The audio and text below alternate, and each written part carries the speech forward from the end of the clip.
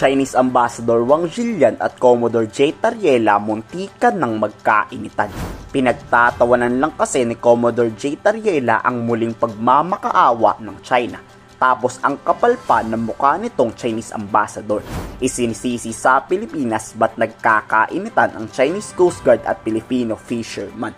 Dahil raw to sa kabastusan ng ating mga mangingisda. Pero handa naman raw patawarin ng China ang Pilipinas. O diba, parang tayo pa ang mali at tayo pa ang magsusori.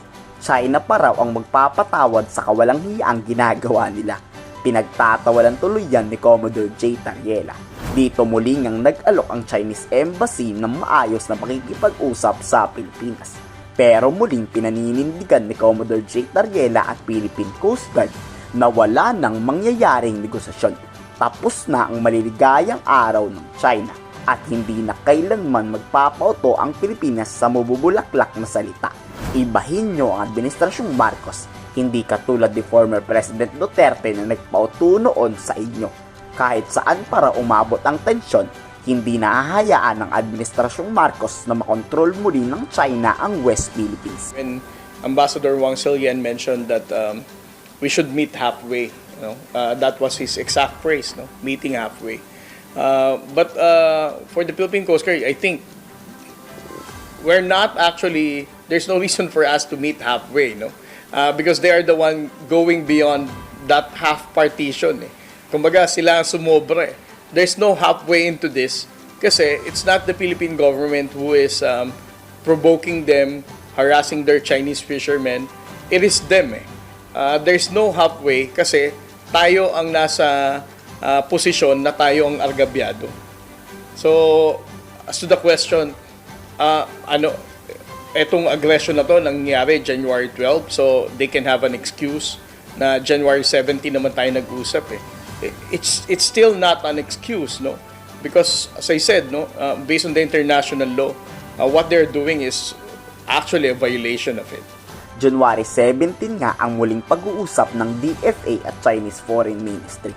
Dito pinangako ng China na iaatras ang lahat ng kanilang pagmamay-aring barko sa West Philippine Sea. Pero wala namang nangyari, diba? Puro pangako lang ang China, lahat na baon na sa limot. Pero kung papauwiin lahat ng Chinese Coast Guard sa West Philippine Sea, baka raw magka-interes pa si PBBM na kausapin si Xi Jinping. Siyempre, basta para sa ikabubuti ng Filipino fisherman, gagawin lahat ni Pangulong Marcos. Department of Foreign Affairs and the Ministry of Foreign Affairs regarding the easing of tension in the West Philippine Sea and to have a communication mechanism for us to prevent the escalation. On our part, we are very hopeful that both parties will be able to still operationalize what they have agreed upon last January 17.